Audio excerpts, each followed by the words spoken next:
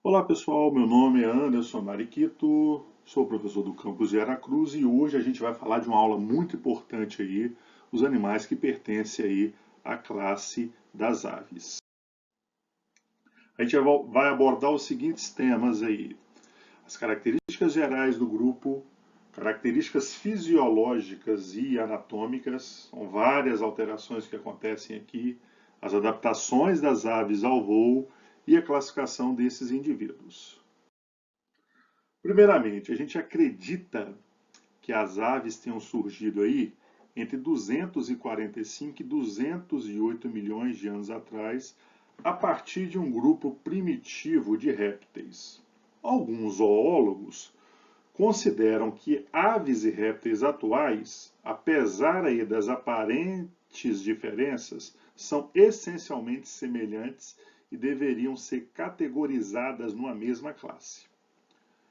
Através aí de várias novas descobertas paleontológicas, revelam que muitos répteis primitivos tinham o corpo coberto com penas, como os do gênero Archaeopteryx, que viveram no final do período Jurássico há cerca de 150 milhões de anos.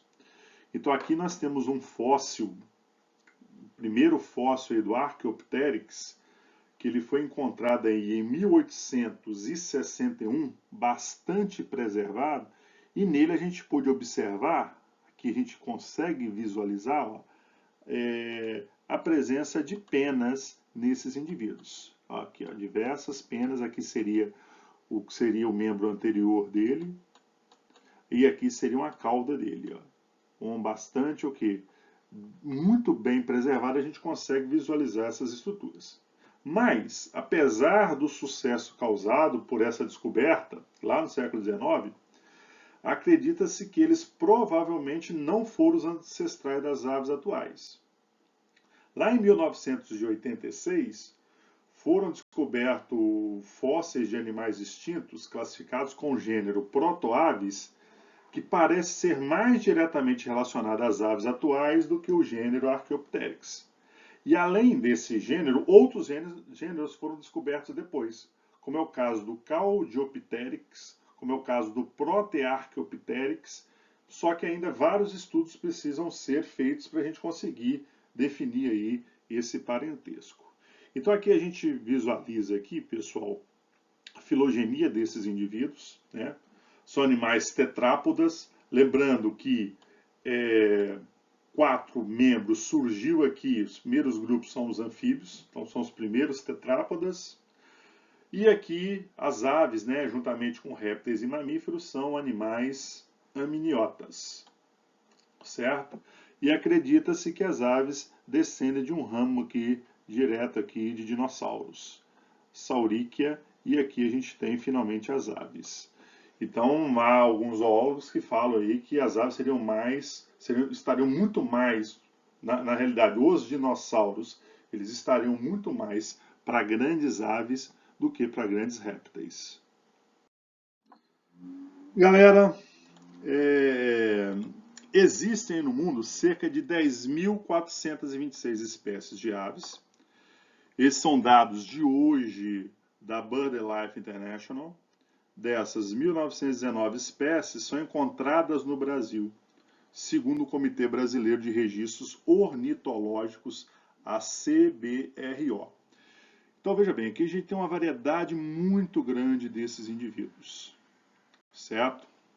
Uma variedade gigantesca aqui, desde indivíduos, pessoal, que com tamanho aí de 5 centímetros, como é o caso aqui ó, dos colibris, como é o caso dos beija-flores, certo? E tem muito aqui na região do Espírito Santo, a região de Santa Teresa, beleza? Há indivíduos aí com mais de 2,5 metros de altura e 160 quilos, como é o caso dos avestruz. Beleza? Nós vamos ainda encontrar esses indivíduos em todas as regiões do planeta. Esses indivíduos são indivíduos o quê? Eles são indivíduos cosmopolitas. Onde você for no planeta, você vai encontrar esses indivíduos aí. Ó. Então aqui no caso aqui, ó, nós temos indivíduos que habitam desde regiões polares, como é o caso aí dos pinguins, vários indivíduos e regiões de florestas, florestas temperadas, florestas úmidas, indivíduos que vivem aí, algumas aves marinhas, certo? Aves aí de Pantanal, enfim, onde você for no planeta, você vai encontrar esses indivíduos. São indivíduos, pessoal, que, em relação às suas características gerais, têm um corpo aerodinâmico. O que seria esse corpo aerodinâmico? O corpo desse indivíduo, pessoal, ele está adaptado ao quê? A se deslocar nesse ambiente aí aéreo. Esse corpo aerodinâmico diminui a resistência do ar na hora do voo. Então a gente tem aqui, ó, basicamente aqui 4 formatos de aves aqui, e todas elas têm esse formato aerodinâmico. Inclusive acredita-se, né, que tem alguns caças aí que são inspirados no voo desses indivíduos. Eles são indivíduos endotérmicos, como os mamíferos, né, e homeotérmicos. Então lembrando, pessoal, que isso aqui das espécies existentes aí é uma inovação evolutiva. Então a gente está falando pela primeira vez aí de um indivíduo endotérmico. O que seria um indivíduo endotérmico? Esse endo aqui, ele vem de quê? Ele vem de interno. Térmico vem de temperatura. Então são os primeiros indivíduos aí, né, que conseguem manter a temperatura corporal. Na realidade, se a gente fosse fazer aqui um conceito de endotérmico, seria o quê? Animais que utilizam mecanismos internos para a manutenção da temperatura corporal. Cuidado que esse conceito, pessoal, ele é diferente de homeotérmicos. Homo vem de igual. Homeotérmicos. Então o que acontece? Essa palavra homeotérmico quer dizer o quê? Animais que a temperatura do corpo não varia de acordo com o ambiente. Certo? Na realidade, pessoal, pode haver aí pequenas variações. É um termo que está mais em desuso. O termo hoje que existe, um termo mais moderno, é endotermia. Então a endotermia aparece aqui. E só as aves e mamíferos são indivíduos endotérmicos. Então, novamente, o que é endotérmico? Endo, interno, animal que ele utiliza mecanismo interno, mecanismo próprio, para a manutenção da sua temperatura corporal. São indivíduos tetrápodes, como a gente já falou, nos quais os membros anteriores são modificados em asas. Então, existem vários padrões de asas aí, asas relacionadas a voo, asas, por exemplo, atrofiada, como é o caso dos avestruz, asas que são utilizadas por nadar, como é o caso aí dos pinguins, e os membros posteriores são transformados em pernas. Então, esses animais são animais bípedes, andam em duas pernas nos dois membros posteriores.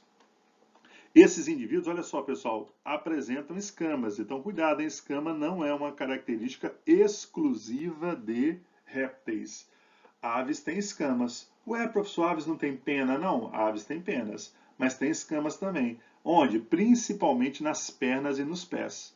Então, quem gosta aí de se alimentar aí de um famoso pé de galinha, muitas vezes você tem que raspar o pé da galinha, você tem que tipo descascar ele, porque aquilo ali é o quê? Aquilo ali são escamas que a gente observa nessas regiões.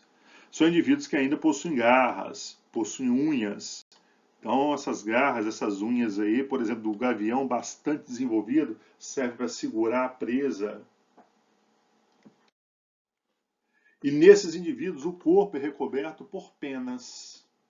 Então, essa pena aqui, dessas espécies que existem hoje, seria também aí uma inovação evolutiva, apesar da gente acreditar que répteis também tinham penas. Nossa, professor, réptil tinha penas? Sim, pessoal. Quando a gente pensa embriologicamente, não é tão difícil da gente visualizar isso. Então, penas, escamas, pelos têm a mesma origem embrionária. Todas são formadas lá a partir da ectoderme, que constitui então um excelente isolante térmico. Então tem a função de auxiliar para a manutenção da temperatura corporal desses indivíduos, contribuindo para a manutenção, né, dessa temperatura corporal. Então muitas vezes, quando a ave, por exemplo, pessoal, ela está com frio, o que ela faz? Ela eriça o pelo, ela arrepia as penas. Uai, como que isso aí protege? Como que isso forma como isolante térmico? O ar, ele é um isolante térmico. Então, quando a pena ali, que ela fica eriçada, ali cria-se bolsas de ar que protege contra essa temperatura do lado externo, esse frio. E quando está calor, o que ela faz? Ela encosta as penas mais no corpo, que isso facilita aí as trocas de temperatura. Formam-se então essas penas no interior de folículos, de uma maneira similar ao pelo dos mamíferos, porém não há glândulas sebáceas, como nos folículos pilosos lá em mamíferos. Então tá aqui, ó, a epiderme e a derme, seguindo aqui a sequência aqui da setinha. Ocorre aqui a formação, né, o início da formação do folículo, e desse folículo aqui vai estar saindo aqui, né, o início da formação da pena, que algumas pessoas chamam isso aqui de tufão, que é quando a pena começa a sair. Então ela tem uma bainha protetora, ela tem a raca, ela tem a barba aqui. Então muitas vezes essa bainha protetora aqui ela tem que ser o quê? Ela tem que ser eliminada para essa pena conseguir aí sair dessa estrutura interna. As penas ou plumas das aves são formadas, então, basicamente de 4 estruturas. Ela tem essa base aqui, ó, que é chamada de cálamo. O cálamo é a ponta oca que fica enterrada aí na pele da ave. Ela tem essa estrutura aqui central, como se fosse uma nervura central, que você encontra em folhas, por exemplo, que é a parte central, é o eixo central da pena. Nós vamos ver aqui a presença de barbas, que são os raminhos das penas que estão presos à raque. Então aqui está a raque saindo daqui, ó, vindo em direção aqui, ó, por exemplo, para o meu lado direito aqui eu tenho a chamada barba, certo? E dessa barba parte várias bárbulas, que são as pequeninas ramificações das barbas. Note que essas bárbulas aqui, pessoal, ela tem como se fossem pequenos ganchos ali, que elas se entrelaçam. Então, muitas vezes você vê, por exemplo, aí os pássaros, principalmente os pássaros que voam, o tempo todo ele está mexendo ali nas penas, com o bico ele consegue fazer o quê? Com o bico ele consegue reorganizar essa bárbula aqui. Não sei se vocês já viram, mas se você pegar essa folha aí, uma pena dessa, se você puxar ela como se ela tivesse soltada ali, ela como se ela rasgasse no meio. Você, com a sua mão, você não consegue recolocá-la no local. As aves conseguem, muitas vezes utilizando com o bico. Então existem vários tipos de penas aí. Temos os 3 principais tipos aqui, ó. Então nós temos as remígias, que seria essa aqui primeiro, que são penas que você encontra, por exemplo, aí, nas asas, certo? Lembra aí, remos, como se estivesse remando aí, a ave, como o pinguim remando aí. É fácil de lembrar as remígias, beleza? Elas têm essas estruturas aqui, laterais aqui, que a gente chama os verticilos, e normalmente, olha só, eles são assimétricos, beleza? Olha esse lado aqui e olha esse lado aqui. Nós temos aí as retrizes, né, que você encontra na cauda, certo? Geralmente aqui tem esses vexilos aqui, que a gente chama de simétrico. Nós temos aqui ainda as penas de contorno, certo? Ou ainda coberteiras, ou ainda as tetrizes, que vão estar cobrindo o corpo do indivíduo. E nós temos outras aqui, por exemplo, aqui a letra D, aqui, essa aqui, que seriam plumas, que seriam vexilos aí, tem esses vexilos frouxos, estão relacionados com preenchimento, com termorregulação. Então, vários cobertores aí, casacos, até travesseiros são de ganso, por exemplo, são feitos com esse tipo de penas aqui, que são as plúmulas. Nós temos aqui as semiplúmulas, que também, ou filoplumas, que também estão relacionadas com preenchimento. E nós temos aqui, né, as chamadas cerdas. Essas cerdas aí são estruturas o quê? São estruturas sensoriais. Essas filoplumas aqui também pode funcionar como uma estrutura sensorial, certo? Então consegue captar muitas vezes aí movimento, alguma coisa encostando. Então basicamente nós temos aí as penas relacionadas a preenchimento, a termorregulação. Temos aquelas muitas vezes aí relacionadas ao voo e tem essas aqui também que são sensoriais. Então, quais seriam as principais funções das penas aí? Proteção do corpo contra choques mecânicos, batida, contato físico, impermeabilização aí da pele, então protege a pele desse indivíduo, certo? A manutenção da temperatura corporal como isolante térmico, Lembrem novamente quando ela eriça a pena, né, que forma aquelas bolsas de ar. A possibilidade de voo. Observação, pessoal, essas penas elas são constantemente lubrificadas. Beleza? Como que elas são lubrificadas? Através de uma glândula que tem na cauda dela, chamada de glândula uropigiana. Essa glândula uro, esse termo uro aqui, pessoal, quer dizer o quê? Esse termo uro quer dizer cauda. É uma glândula que tem lá na cauda e que ela tem uma secreção lipídica, uma secreção gordurosa. Então, muitas vezes, você vê, por exemplo, patos, você vê gansos, terminam de nadar, sempre eles estão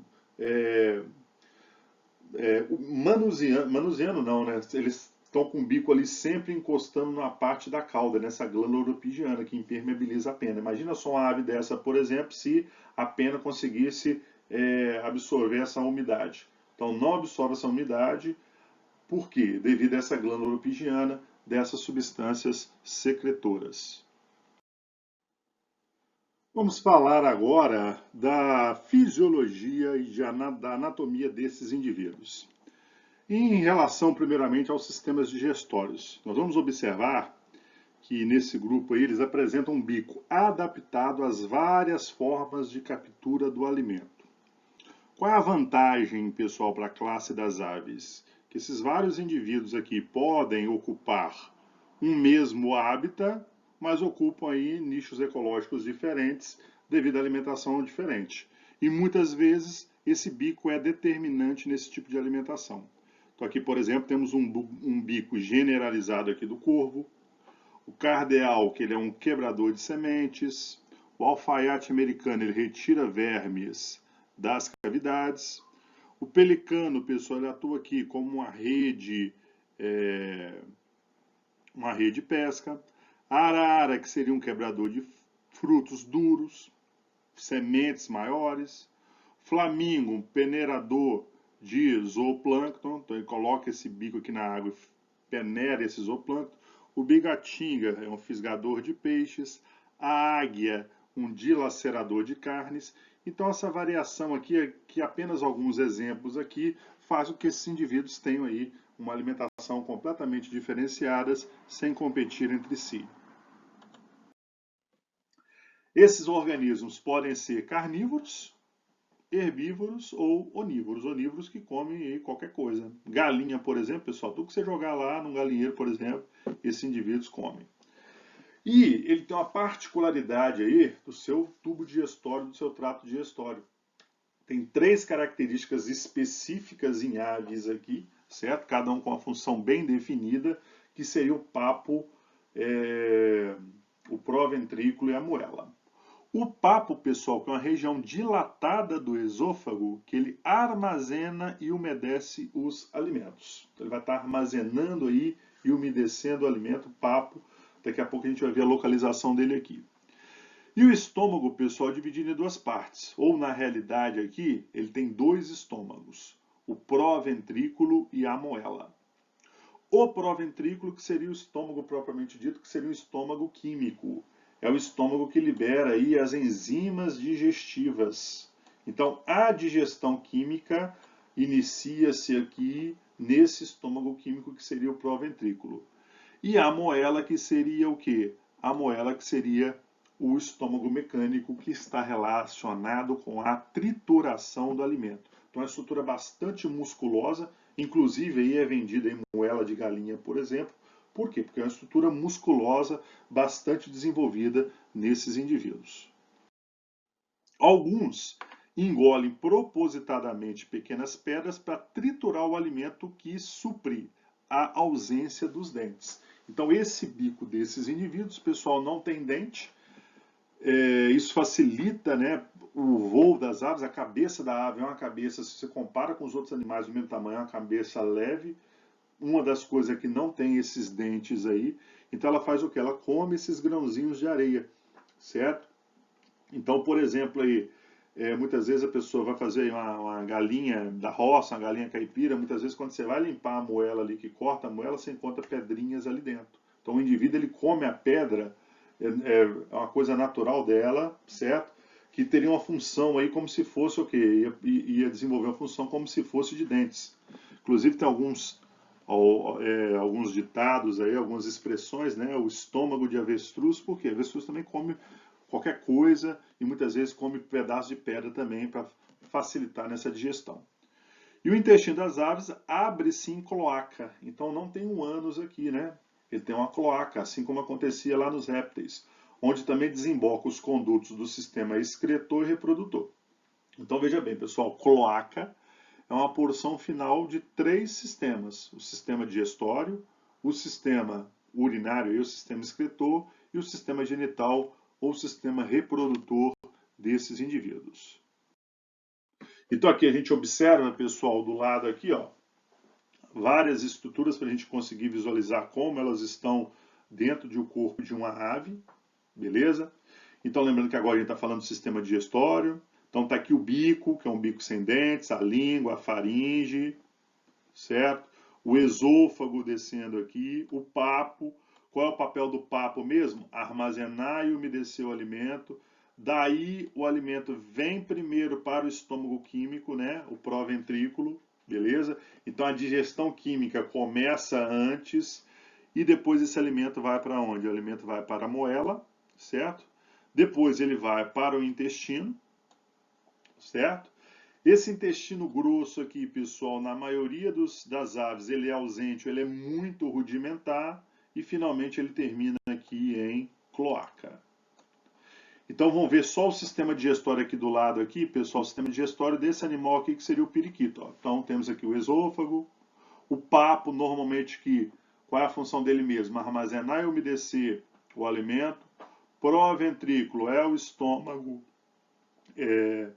químico. A moela, o estômago mecânico. Aqui nós temos o intestino. Nota que aqui no periquito não há um intestino grosso. Esse é o padrão de aves, certo? Então o intestino grosso ele é ausente ou ele é muito rudimentar. A cloaca, certo? Que é a bolsa cloacal e por onde ele está eliminando aqui este alimento. Em relação ao sistema respiratório desses animais, eles possuem pulmões aí chamados de parabrônquios ou parabronquíolos, que são finíssimos tubos que se dispõem paralelamente entre si. Então o que acontece aqui com esses indivíduos? A traqueia deles ela vai se ramificar em 2 brônquios, que lá no interior do pulmão se dividem em tubos finos, certo? Essas estruturas chamadas então de parabrônquios ou parabronquíolos, dos quais saem pequenas projeções, pequenos capilares, certo? Capilares que a gente chama aqui de capilares aéreos, certo? Então essa parede irrigada por grande quantidade de capilares aéreos é nessa é nessa região que ocorre então as trocas gasosas. Então dos pulmões partem ainda bolsas, essas bolsas que são chamadas de sacos aéreos. Então, pessoal, esses sacos aéreos, neles não vai estar ocorrendo aí trocas gasosas, mas eles melhoram a ventilação do indivíduo, bombeando o ar para o pulmão, tanto no processo de inspiração como no processo de expiração. Então, olha só aqui na figura aqui, ó, aqui a gente está visualizando os pulmões, certo? Essa estrutura aqui, e dele aí partindo vários sacos aéreos, certo? Tanto aqui, ó, um saco aéreo cervical, saco aéreo interventricular, saco aéreo torácico anterior, saco aéreo torácico posterior, saco aéreo abdominal. Então tem vários sacos aéreos, lembrando novamente que aqui não ocorre trocas gasosas. Quais seriam então outras funções desses sacos aéreos aí, pessoal? Além de facilitar, né, a ventilação, ele diminui a densidade do corpo. Então a gente vai falar mais à frente que é uma estrutura importantíssima para o voo do indivíduo. Esse saco aéreo, eles são preenchidos com ar. Isso facilita aí o indivíduo planar. Já viu um urubu voando? Ele não fica batendo asa igual um doido o tempo todo, ele plana. Porque sacos aéreos aí preenchidos com ar diminui a densidade do corpo do indivíduo. E além disso, eles atuam, pessoal, como um meio de refrigeração. O consumo de energia aí no voo libera uma grande quantidade de calor. O excesso de calor do corpo ele é absorvido pelo ar frio. que foi retirado lá do ambiente e armazenado nos sacos aéreos. E depois é eliminado aí na forma de ar quente. Então auxilia também na manutenção da temperatura corporal desse indivíduo, lembrando que eles são indivíduos endotérmicos. E vão apresentar aí, pessoal, uma estrutura denominada siringe. Siringe aí é o órgão do canto desses indivíduos, certo? Siringe, pessoal, ela vem do grego aqui, sirigis, que quer dizer flauta de cana, certo? Então, com essa siringe o indivíduo consegue cantar, vários indivíduos cantam aí, e muitas aves ainda gritam, certo? Então, isso é graças a esse órgão aí, o órgão do canto, denominado siringe. Em relação ao sistema circulatório desses indivíduos. Em relação ao sistema circulatório, vamos ver que ele tem um coração com 4 câmaras, certo? Então tá aqui, ó, as 4 câmaras. Tá aqui, ó, o átrio esquerdo. Tá aqui o ventrículo esquerdo. Está aqui o ventrículo direito.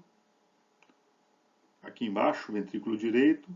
E tá aqui o átrio direito. Então, o coração desses indivíduos tem 4 câmaras, 4 cavidades. Certo? Assim como nos répteis crocodilianos. Só que lá em répteis crocodilianos tinha aquela estrutura, né, chamada de foramen de Panisa, onde ocorria a mistura do sangue, que era fora do coração, e com isso, aqueles animais são animais de sangue frio. Um dos motivos de aves e mamíferos serem, pessoal, de sangue quente, exatamente o quê? De serem endotérmicos, de utilizarem mecanismos internos para manutenção da temperatura corporal, exatamente esse coração com 4 cavidades, sem que haja mistura de sangue. Então a gente fala que a circulação ela é uma circulação o quê? Ela é uma circulação dupla e completa. Por que a circulação é dupla? Porque o sangue passa 2 vezes pelo coração, certo? Então, por exemplo, o sangue rico em oxigênio, o sangue arterial que está chegando dos pulmões, ele chega ao átrio esquerdo, ele vai para o ventrículo esquerdo, através da artéria aorta, ele vai para o corpo, esse sangue no corpo ocorre a respiração celular, o sangue volta aqui, rico em gás carbônico, ele desemboca no átrio direito, do átrio direito para o ventrículo direito, daqui ele vai para o pulmão. Então, veja bem, o sangue rico em CO2 que chega ao átrio direito, vai para o ventrículo direito, ele vai para o pulmão e depois passa novamente pelo coração para ir para o corpo, pelo átrio esquerdo e ventrículo esquerdo. Por isso que a circulação é dupla. E a circulação ela é completa porque não ocorre mistura do sangue venoso com o sangue arterial dentro do coração. Ok? É muito semelhante ao sistema circulatório de mamíferos, porém nós temos 2 diferenças básicas. Lembra que em mamíferos as nossas hemácias são anucleadas?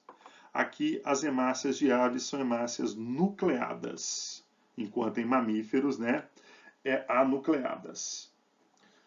Aqui normalmente elas são nucleadas e são esféricas. Em mamíferos são anucleadas e bicôncavas.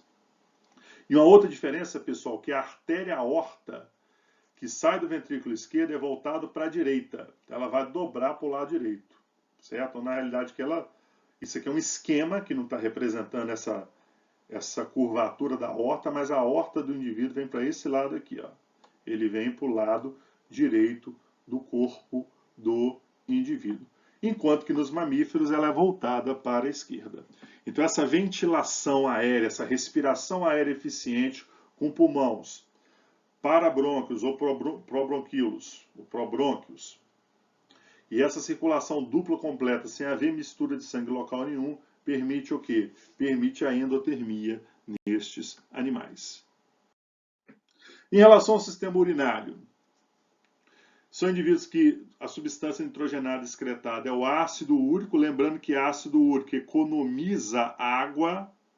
Novamente, isso traz uma vantagem evolutiva para esse indivíduo, certo? Então, ele não armazena uma grande quantidade de urina, o corpo dele é sempre leve. Esse ácido úrico, pessoal, ele é praticamente o quê? Insolúvel em água. e ele é muito menos tóxico que a amônia do que a ureia. Então, o indivíduo que elimina ácido úrico, ele economiza água, certo? Então, este é removido do sangue pelos rins e conduzidos à cloaca pelos ureteres, certo? Lembrando que ele tem tipo de rins que a gente chama aqui de rins metanéfrons, que são rins abdominais, e que retiram as excretas exclusivamente aqui do sangue, certo? Então forma-se glomérulos, retirando essas excretas aqui do sangue. Lá na cloaca, a maior parte da água é reabsorvida e o ácido úrico adquire cor branca e consistência pastosa. Então, quando você vê o cocôzinho da galinha ali, não é só cocôzinho. No cocôzinho da galinha você tem uma parte branca e pastosa. Essa parte branca e pastosa, ela é o quê? Essa parte branca e pastosa aí, ela seria o ácido úrico. Nós vamos observar, pessoal, nesses indivíduos, a presença de uma estrutura que ele utiliza para osmorregulação, a regulação osmótica. Nós, por exemplo, não podemos, nós, mamíferos, primatas aí, outros até podem, nós não podemos, nossa espécie humana não pode beber água do mar diretamente, né? Que a desidratação, a perda de água vai ser muito maior, porque a água do mar é mais concentrada, né, do que nossos fluidos corporais. É também para as aves. Só que as aves, pessoal, principalmente aves marinhas, têm essa estrutura bem desenvolvida, apresenta a estrutura chamada glândula de sal, que está aqui, ó, próxima, que é essa estrutura aqui do olho dessa ave aqui. Então o que acontece? Essa glândula de sal aqui, ela absorve o excesso de sais e elimina através de uma secreção salina. Então parece que o indivíduo ali está soltando um catarrinho ali o tempo todo. Esse catarrinho que está escorrendo aqui no nariz desse indivíduo, na realidade essa secreção salina não é um catarro, essa secreção salina seria o quê? O excesso de sal que é eliminado pelo corpo desses indivíduos.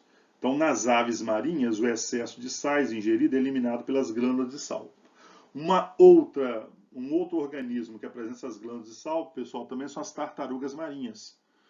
Então, muitas vezes, quando você vê a tartaruga marinha saindo para colocar os seus ovos, parece que ela está chorando, está escorrendo ali uma lágrima. Aquilo ali, na realidade, não é o choro dela. Aquilo ali é o quê? A glândula de sal continua funcionando e eliminando o excesso de sais desses indivíduos. Em relação ao sistema nervoso e sistema sensorial, as aves são animais extremamente inteligentes, pessoal, e têm comportamentos complexos e muito bem elaborados. Por que isso acontece? Porque ela tem um encéfalo que é bastante desenvolvido, certo? Principalmente as regiões do cérebro e cerebelo, certo? Principalmente essas regiões de cérebro e cerebelo, que estão relacionados o quê, pessoal? Com a capacidade desses indivíduos, por exemplo, estarem voando, conseguirem traçar aí verdadeiras rotas que eles conseguem seguir, depois voltar, às vezes pelo mesmo caminho, às vezes não. São indivíduos com uma boa visão e audição aguçada, a comunicação deles é principalmente através do som, certo? Então, muitas vezes aqui, pessoal, esses indivíduos não têm um olfato muito desenvolvido. O olfato mais desenvolvido é animais terrestres, que ele tem que farejar ali a presa, ou a presa farejar o predador farejar a presa. Então, mais para animais terrestres. Nesses animais aqui, a visão e a audição são as principais estruturas aí dos órgãos sensoriais dele.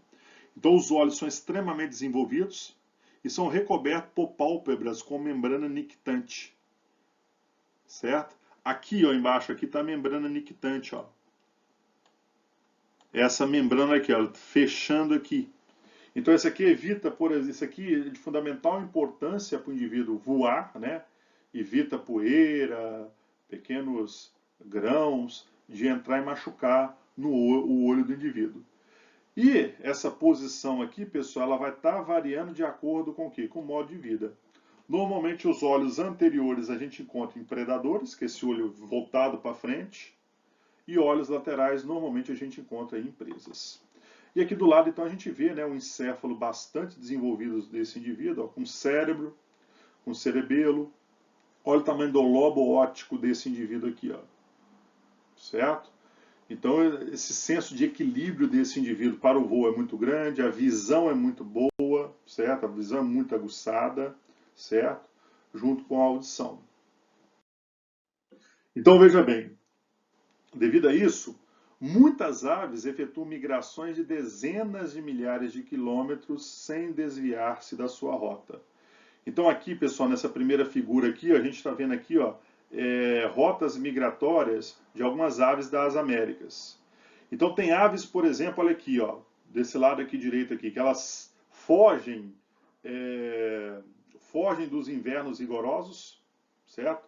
Aqui na região do Alasca, da Groenlândia, ó, vindo para essa região, para essa. Mas olha o que acontece com as aqui, ó.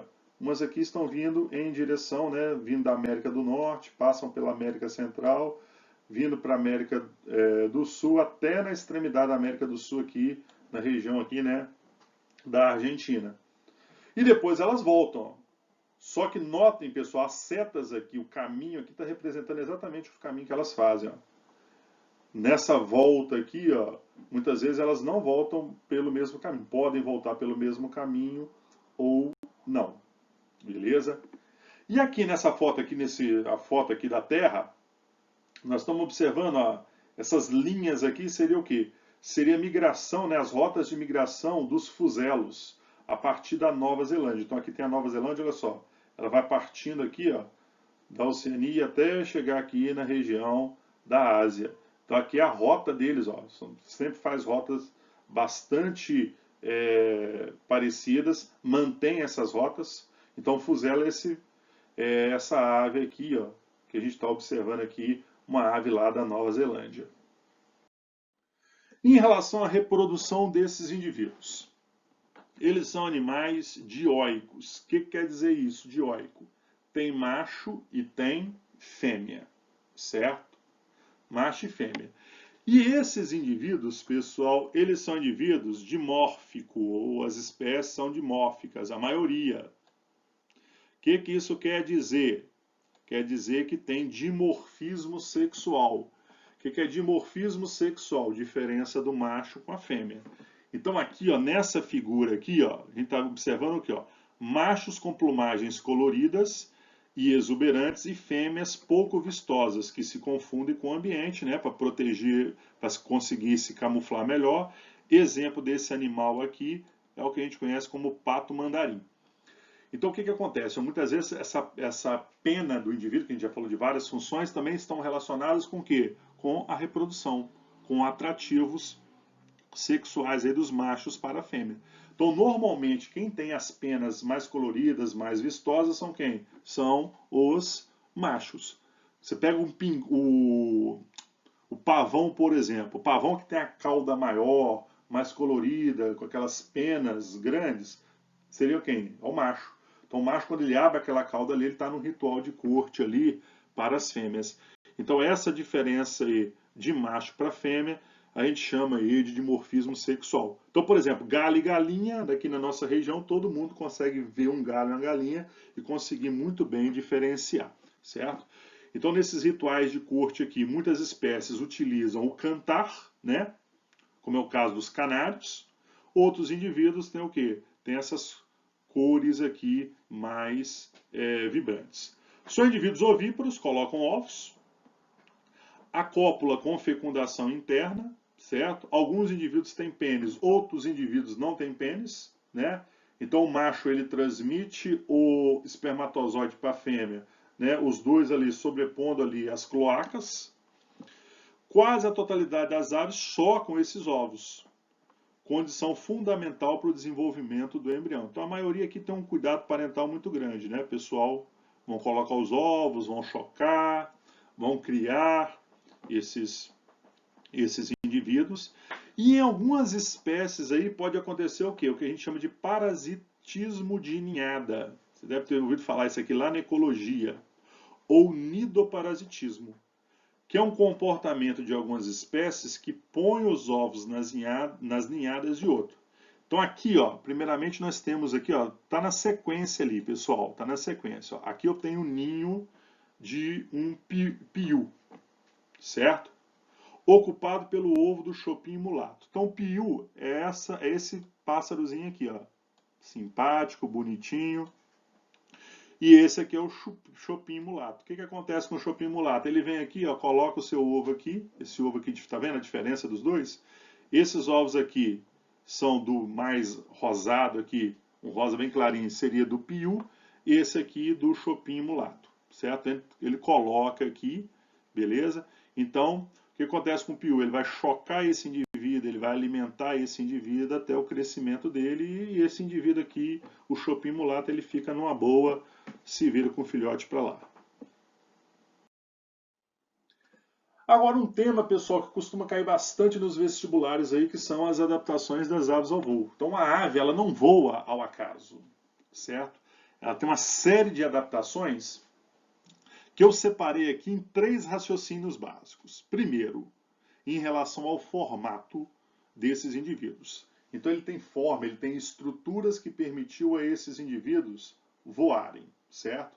Então, primeiramente, ó, tem o formato aerodinâmico do corpo. Beleza? Então todas elas, cada um com as suas estruturas. Ó. Então a gente tem aqui, ó, indivíduos com asas elípticas, asas de alta velocidade, aves aqui de voo dinâmico, asas de alta ascensão. Então tem formatos diferentes, mas todos eles com esse formato aerodinâmico, certo? Que diminui a resistência do ar. A presença de penas, certo? Então todos eles têm essas penas aqui desenvolvidas, lembra das remígias, que são do tipo remando aqui. A carena, que é um osso externo. Externo aqui é com S, pessoal, que é nome de osso, em forma de quilha. Nós temos o externo. O que é o externo? Esse osso que você tem aqui no meio do peito, beleza? Que na gente ele é o quê? Ele é achatado. É ele que vai o quê? É ele que vai receber a musculatura peitoral. Nota aqui, ó, a carena ela dá apoio aos músculos da asa. Olha aqui o tamanho, pessoal. Esse externo com formato de quilha, ele é chamado de carena. Então, olha o tamanho dele aqui, ó. O nosso pega basicamente a região do peito, ó. Ele pega a região do peito aqui, ó, quase que a região abdominal toda, ó. O abdômen dele, ó, curtíssimo aqui, ó. Tudo isso aqui é peito. Por isso que você vai lá, muitas vezes quem se alimenta aí de peito, de frango, ó, é a parte mais desenvolvida, a parte da maior musculatura. E qual é a vantagem disso aqui, pessoal? Maior área para inserção da musculatura peitoral. Essa musculatura peitoral aqui, que é bastante desenvolvida, se insere nessa estrutura chamada carena, beleza? A membrana nictante protegendo os olhos, beleza? Então nós vimos lá, né, para voar, essa membrana nictante aí, ela impede o quê? Ela vai estar impedindo aí que poeira, que machuque os olhos desses indivíduos. Beleza? Sistema nervoso com centro de equilíbrio e de coordenação motora desenvolvida. Então a gente viu aqui aquelas aves migratórias, são indivíduos bastante inteligentes, conseguem aí colocar rotas e às vezes conseguem voar aí vários milhares de quilômetros, muitas vezes sem parar. Então, primeiramente, tudo isso aqui está relacionado com o quê? Com as adaptações, com o formato do corpo do indivíduo. Beleza? Um segundo raciocínio, pessoal, é que esses indivíduos têm o quê? Esses indivíduos têm estruturas para diminuir, como a gente falou lá atrás, diminuir o quê? Diminuir a sua densidade. Ele preenche o corpo dele com ar. Como que ele preenche o corpo dele com ar? Através de quê? Dos sacos aéreos, que a gente já falou dele lá na estrutura de respiração. Então ela é fundamental, olha aqui, ó, tudo isso aqui é saco aéreo. Ó. Tudo isso aqui, quando o indivíduo está voando, ele preenche com ar, certo? E ossos pneumáticos, ó, tem ossos ocos por dentro e muitas vezes acumula ar aqui dentro, beleza? Então isso torna a ave aí extremamente leve, o corpo preenchido com ar, diminuindo o quê? Diminuindo aí a sua densidade. Por isso que você vê, quando você observa, por exemplo, muitas águias, gaviões, arpias, quando você vê um urubu voando, você vê sempre o indivíduo o quê? Um indivíduo planando. Um dos motivos é dele estar enchendo esse corpo com ar. Então, novamente, os 3 fatores: o formato do corpo, preencher o corpo com ar E o terceiro raciocínio é qual? É a perda e atrofia ou fusão de ossos e órgãos. Certo? Então, primeiramente, ele não tem intestino grosso ou ele é muito rudimentar, beleza? Então, o pessoal não vai estar armazenando fezes o tempo todo. O que ele produziu vai liberando o tempo todo. Quem tem pássaros em casa aí sabe disso. Quem tem galinha, tem até uma expressão aí que está defecando, né? Igual pato o tempo todo. Por quê? Porque o indivíduo não armazena, ele não tem esse intestino grosso para estar armazenando as fezes. Uricotélicos, o que é isso? Eles eliminam como excreta nitrogenada o ácido úrico. Lembra, o ácido úrico é praticamente insolúvel em água. Então, para você eliminar a urina, você não precisa armazenar água igual a gente faz. Toda vez que a gente vai ao banheiro, com a nossa urina, a gente perde uma grande quantidade de água. Tudo isso ajuda o corpo desse indivíduo a ficar o quê? Ficar leve. Ausência de bexiga urinária. Então, ele não armazena urina, novamente. Por isso que o indivíduo fica defecando o tempo todo. E lembrando que nas fezes dele vai fezes e vai urina. Aquela parte esbranquiçada é o ácido úrico. É ácido aquilo, pessoal. Tanto é que faz o quê? Queima pintura de carros, por exemplo, de automóveis. Ausência de dentes. Então, pessoal, não precisa de toda essa arcária dentária igual a gente tem. Então, torna a cabeça dele extremamente o quê? Extremamente leve. Então, além de perder essas estruturas, ó, ocorre fusão de ossos. Beleza? E órgãos. Então, por exemplo, aí, ó, tem uma estrutura chamada de pigóstilo. Pigóstilo, pessoal, é isso aqui, ó. Tá vendo aqui, ó? Isso aqui é o pigóstilo dele aqui, ó, de vermelhinho aqui. É a fusão das vértebras caudais. Tá aqui, ó. Essas vértebras caudais, todas elas são o quê? Elas são fundidas, não são soltas. Beleza? Aqui, ó, o sinsacro. Você tem aqui a fusão de que nesse sinsacro aqui? Nesse sinsacro aqui, você tem a fusão aqui das vértebras ao sinsacro aqui, ó. Isso aqui é o sinsacro. Então você tem aqui a fusão da cintura pélvica, né? Com as últimas vértebras lombares, as vértebras sacrais, as primeiras caudais, ossos da cintura pélvica ali, ó, o ilho, o isquio, o pubis, todos eles são o quê? Todos eles estão fusionados. Além disso, pode acontecer ainda, pessoal, fusão de dedos. Nas asas, por exemplo, perde dedos ali, alguns são fundidos. Fusão da tíbia e fíbula, certo? A fíbula é a tíbia aqui, né? Uma estrutura muitas vezes chamada de tíbia tarso, né? O tarso com o metatarso, a fíbula com a tíbia com o tarso. Então você tem outra aqui, ó, essa clavícula da fúrcula, não tem aquele famoso o ossinho da sorte? Já viu pessoas muitas vezes faz apostas ali, um puxa para cada lado quem fica com o maior pedaço. Aquilo ali são as duas o quê? São as duas clavículas que na gente é separado, neles é fundido, ok? Então, para a gente finalizar, então, e lembrar, as 3 adaptações básicas ao voo tem a ver com o quê? Com o formato do corpo do animal, a preencher o corpo com ar e a perder estruturas ou fusionar estruturas. E para a gente finalizar, aves, pessoal, a classificação. As aves, então, estão distribuídas em 2 superordens. As aves mais primitivas aí, né, chamadas de aves que não são aves, né, que não voam, são as paleognata ou ratitas. Esse termo ratita aí você costuma ver mais. Então, o que são aves ratitas, pessoal? São aves que não têm carena, não tem a presença, né, do externo com formato de quilha. São elas os avestruz, as emas, os emus, os casuares na Austrália, as moas, os kiwis na Nova Zelândia. E as neognata, ou carenadas, devido à presença de quilha. Então, as aves carenadas, exceto o pinguim, são capazes de voar, certo? O pinguim, pessoal, ele tem um corpo mais hidrodinâmico, que ele utiliza as asas dele ali para estar nadando. Então, as aves carenadas têm a carena, né? Ou carenatas, ou carinatas ainda você pode ver. Então, basicamente, a gente divide em carinatas, que tem a carena e as ratitas não têm a carena. Então, exemplo, pato, gaivotas, condor, coruja. Aqui temos, então, as principais ordens de aves e aqui alguns exemplos.